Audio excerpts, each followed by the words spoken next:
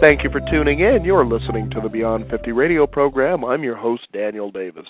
As many of us are out there in the world of work, especially if we approach midlife, when we finally wake up one morning and discover ourselves in a career that just doesn't feel as fulfilling anymore.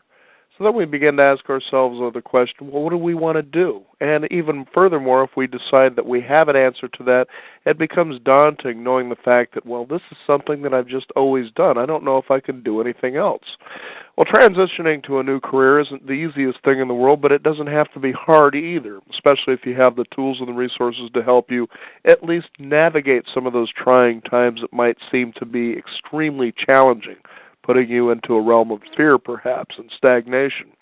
Joining us here on the Beyond 50 radio program today is someone who can lend us those particular tools so that we don't have to find this particular journey to be so daunting. Our guest today joining us here on the Beyond 50 radio program has a wonderful book out called Strategies for Successful Career Change, Finding Your Very Best Next Work Life. And I'd like to welcome to our program our guest today, Martha Mangelsdorf, to the Beyond 50 radio program. And how are you doing today, Martha? I'm doing fine. And Daniel, I'm delighted to be here on the show with you. Well, very good. I just wanted to let you know that, this is a subject that is really, I guess, can be very challenging, especially as we're talking with people who are in their 40s, 50s, or even in their 60s. And they've done, in some cases, just that one thing for so long, they just don't believe that it's possible to do something different, even though they may have tremendous amounts of skills that can help them transition into something different.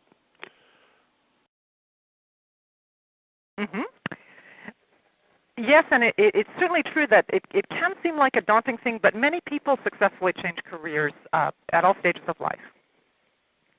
At all stages. Okay, give us some examples of what you've been able to see successfully, I guess. Well, I interviewed dozens of people who changed careers successfully, as well as some whose career changes didn't work out. And I found people who changed careers in their 50s, doing, in some cases, starting a business, in some cases, changing careers after a layoff. And it's quite possible to do. Well, very good. Well, let's go ahead and I guess one of the things that I wanted to ask is, what is the most important things people should keep in mind if they're interested in changing careers? Okay. Here's a couple things that are important to keep in mind. If there's a particular career that you think you're interested in pursuing, it's really important to talk to people who do the kind of work you're interested in and find out what it's really like. Often it can be good to research trade associations for that kind of profession. Almost every kind of work has some kind of association, and those places can be a source of information, and they may also have events. So professional associations often have events where you can meet people, like a convention or a conference, or where you can meet people who do the kind of work you're interested in doing. And that will give you lots of information. It will give you information about whether you like the work, whether you're going to like this other type of work, and also about how people get into it. So that's really, and how much people make doing it, all those sorts of things. It's also important to realize that career change is often a fairly gradual thing. It can take a while, and it can involve a series of small steps. So don't think that, what's daunting, I think, is when people think, how do I get from point A to point B quickly? Think about it as a longer-term process, and give yourself time to test out different ideas. Sometimes people think that they should know what else they want to do and have that all figured out.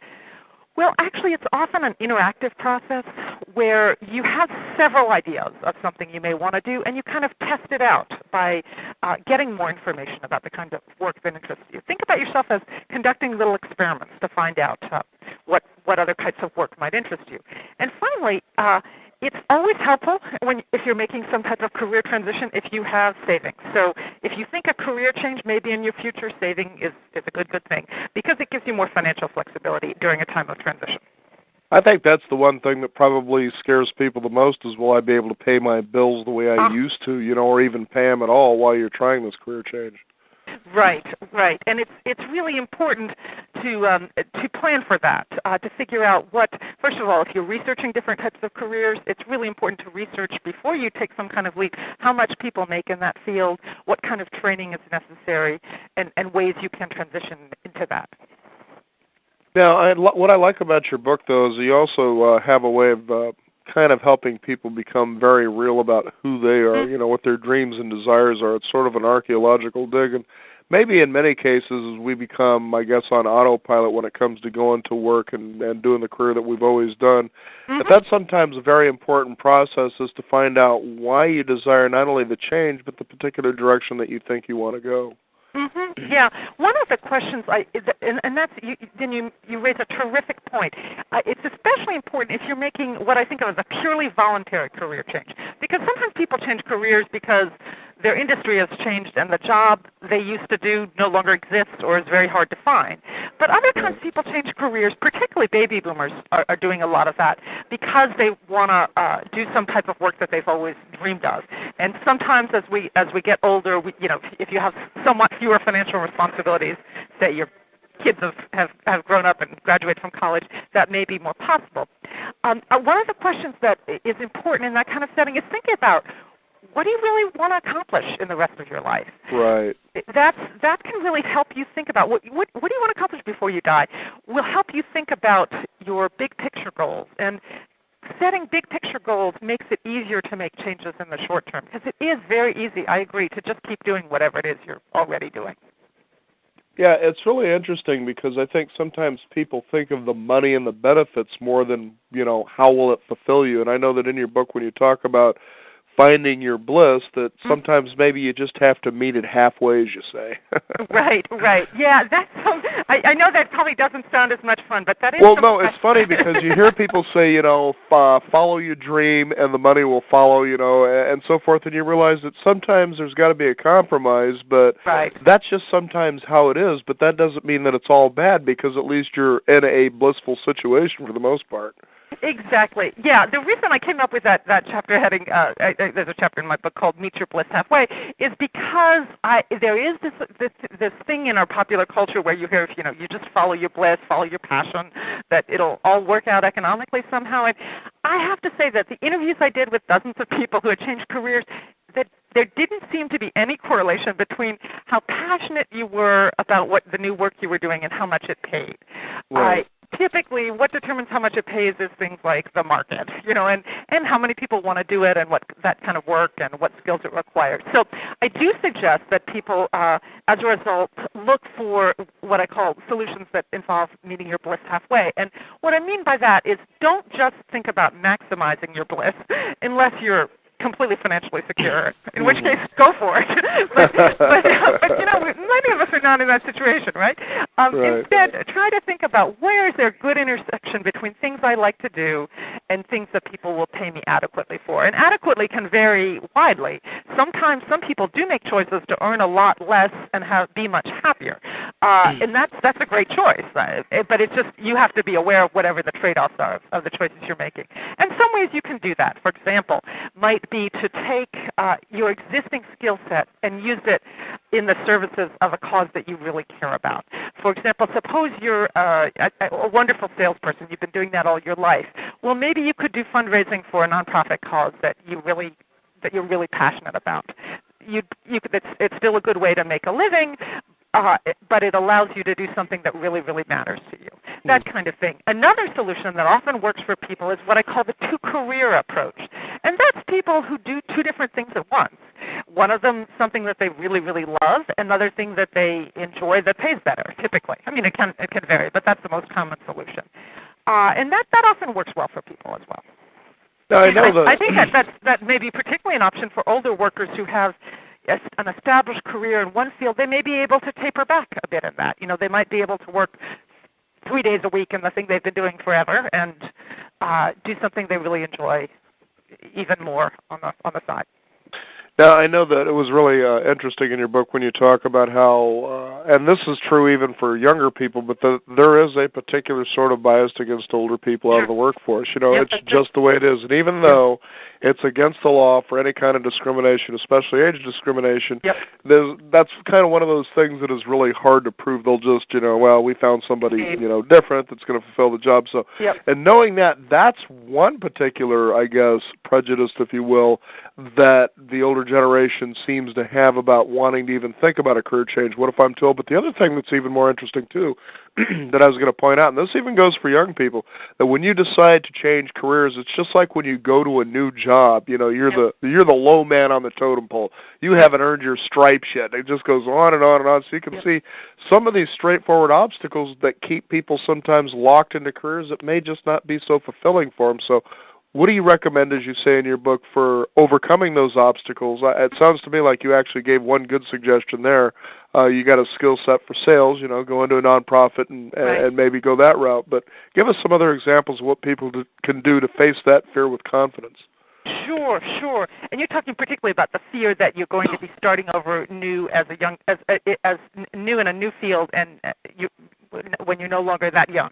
Exactly. Mm-hmm. But it's that way for everybody, though. That's the interesting part. That's true. And one thing to keep in mind is just simply to be aware that career change is really surprisingly common in our culture because, you know, the economy changes so much, technologies come and go, companies come and go. So I think that's an important thing to keep in mind is you're not alone, you know, if you're making a change in your career, and lots of baby boomers are doing it. And you also may be able to transfer a lot of skills, particularly if you are doing something like, say, shifting from the for-profit sector to a nonprofit sector. It's not as if you start absolutely over from scratch. And another important thing to keep in mind is that one way to counter the perceived and real obstacle that comes with age discrimination is your network. You probably know a lot more people and have a lot more people who respect your work and know your work than when you were 25.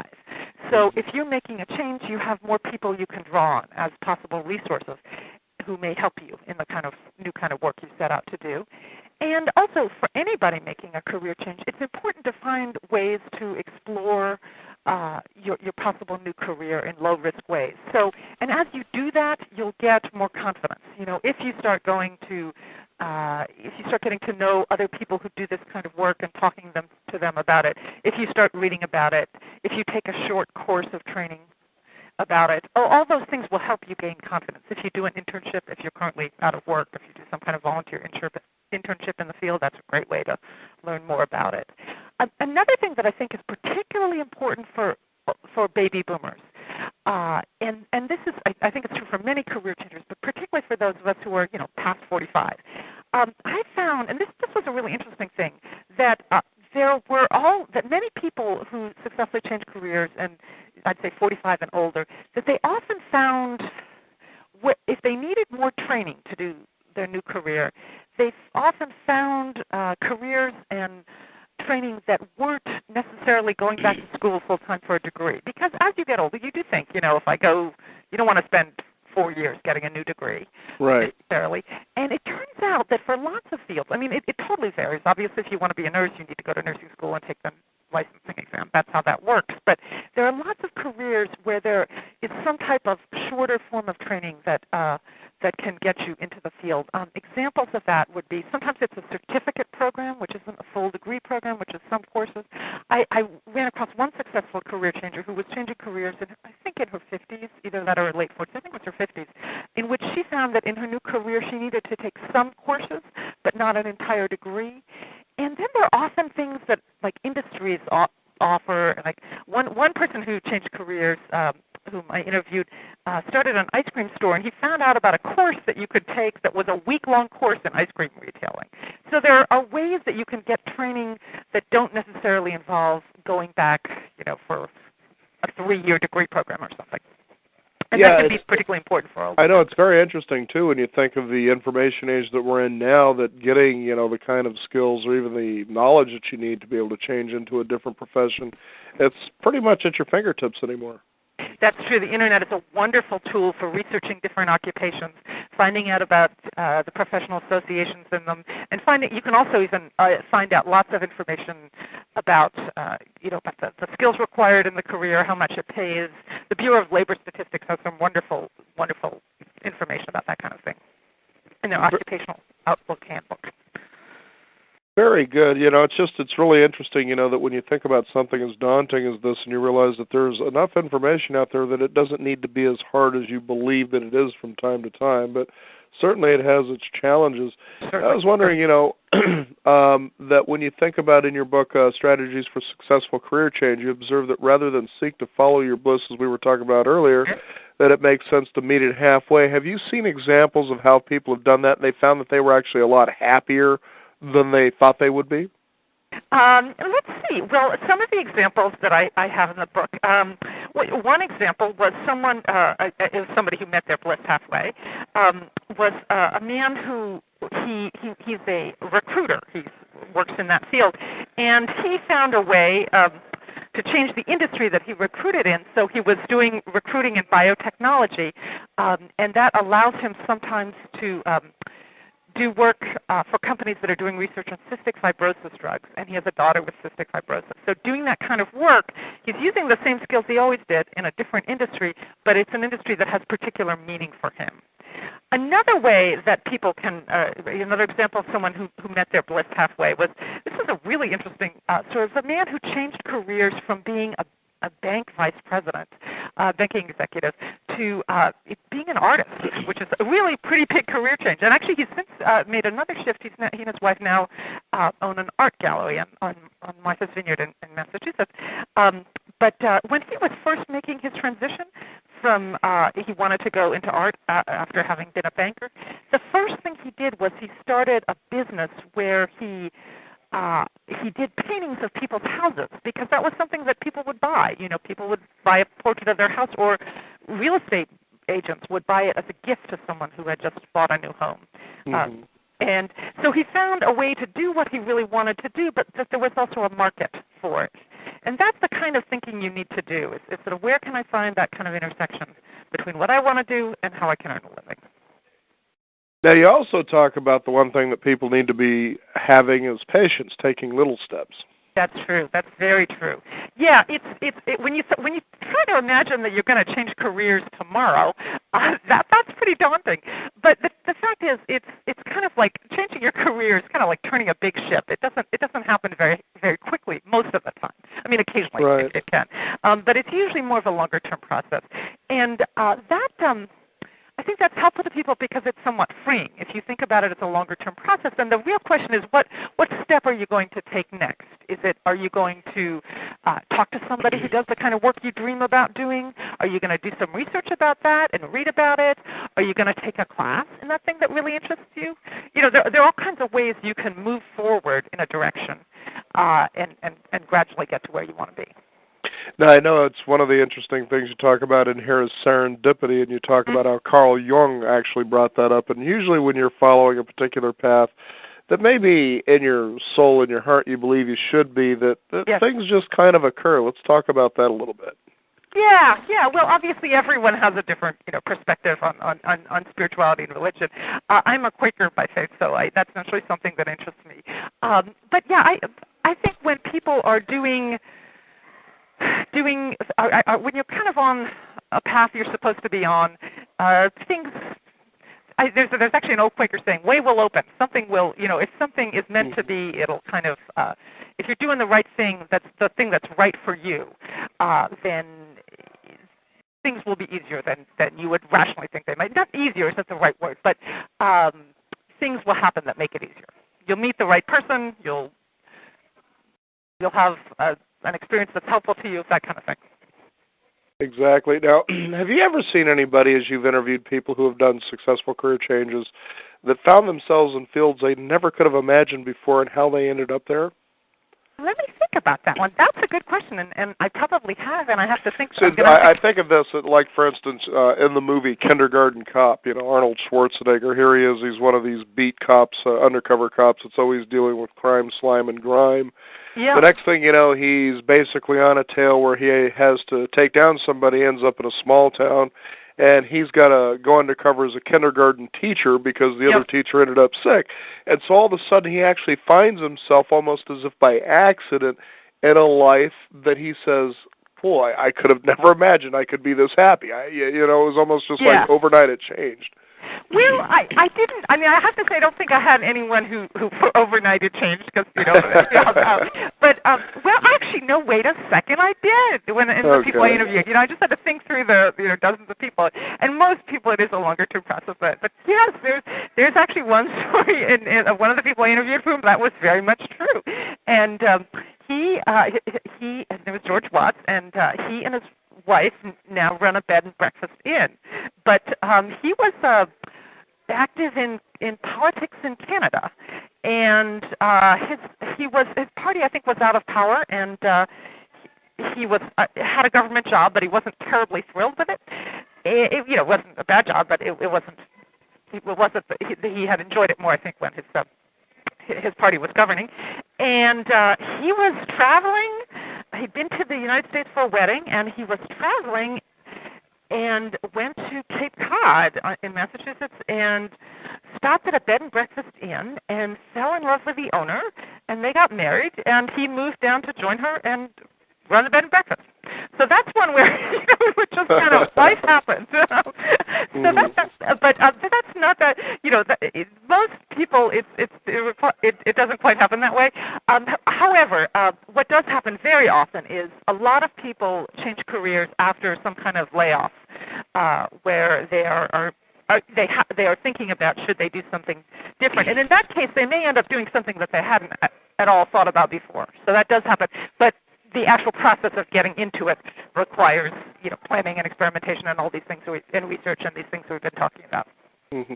For those of you just tuning in, we're talking about strategies for successful career change, finding your very best next work life, and our guest today, Martha Mangelsdorf. Now, you don't just talk about the possibility of somebody who's in a career and wants to change into a different career, but you also talk about, as you touched on earlier, as people get into approaching midlife, they start thinking to themselves, maybe I'd like to kind of start a business for myself. Mm-hmm. And that is, I think, in many cases can be tougher than actually finding a different career because you're kind of almost on your own there. And, any mistakes that you make, you've got to live with. Any successes that you have, you get to enjoy. But all in all, the buck stops with you. Now, talk about some of the daunting things that people experience as they decide to approach the ideal of saying, I want to go into business for myself. Yes, and that's a particularly important thing for baby boomers to think about, because there has been some research done by the AARP. I don't have a statistic right in front of me, but I could probably look it up. It's actually older people often end up being self-employed. In our economy at some point. So there's a reasonably good chance that you may end up self-employed, whether you want to be or not.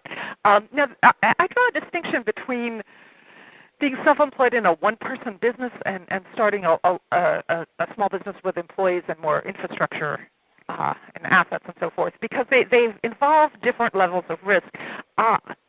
The self-employment may not be as big a transition for people. It's a huge transition in the sense that it's a very different way of working rather than being in an office or other kind of business where the infrastructure is supplied. You have to supply it yourself. You have to go out and get clients and all that kind of thing.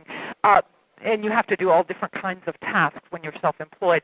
But you may still be using your same skill set. And that's actually a really important thing for baby boomers to be thinking about in a career transition, because that can be a very good mix if you want to, say, try something else part-time. In other words, that's that two-career approach I talked about. It might work out for you that you consult in your existing field, 3 days a week, 4 days a week, and then you have some time to do the other kind of work that you're hoping to do. So self-employment, there's a lot of, you need to educate yourself a lot before doing it. There's a lot of research you should do about it. A good organization for people who are interested in starting their own business is SCORE, SCORE, which used to stand for the Service Corps of Retired Executives. It's affiliated with the SBA and provides free counseling for people who are thinking about starting businesses. It's also really good to talk to other people who are self-employed, so particularly in your field, so you get a feel of what that's like, what the downsides and upsides are. And then if you're thinking of starting a larger small business, the kind that might have employees, like a store or a restaurant or something, there you need to really, really do research, because that's the thing where you may be investing substantial amounts of capital. You really need to do market research about the opportunity, do a business plan, do lots of homework for that. Things that you need to be aware of if you're thinking about self-employment, either type, either starting a small business with employees or a one-person business. You need to think about how comfortable you are doing different types of tasks. Some people just, if they're, say, a fabulous computer programmer who only wants to do that and doesn't really want to market or invoice or change the cartridge on the printer and all the kinds of things you get to do when you're running your own business. Other people enjoy the variety. So that's one thing to think about. Another is to think about health insurance is a really big issue for self-employed and for everybody in this country. It varies a whole lot by state. The best scenario is that you have a spouse who has a steady job with health insurance, so that makes it a whole lot easier. If you're thinking about any type of self-employment and have questions about health insurance, there's a wonderful resource which is a website called healthinsuranceinfo.net, which has pamphlets about every state in the union about how the health insurance works in that state, including what options are for small businesses, which is because it varies just tremendously. So thinking about that is important. Thinking about how much you think it's going to cost you to start the business and how long you think it'll be before it'll make money, and do you have reserves, that kind of thing.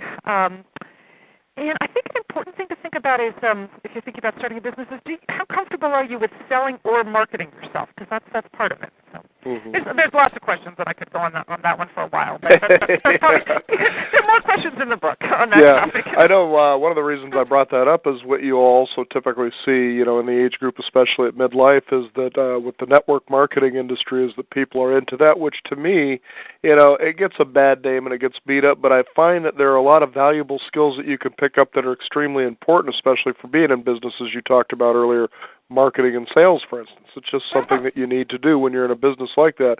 And it's a safe, surefire way that, you have a relatively small investment to learn a tremendous amount about, personal improvement, so that way, maybe network marketing isn't for you, and that's fine, but at least it gives you the time and the space to develop the skills for a business that you truly want to do. Yeah, I can't say a whole lot about that. I don't know that much about it, so I'll leave that one with you. Well, no, it's not that I was actually trying to dig anything out. I'm just saying that's what I've typically seen, and sometimes I just kind of suggest, here's a way that you can explore it. Now, one of the things that you also talk about in your book, too, and you also mentioned just earlier, is homework. How vital is that? I'm sorry, homework?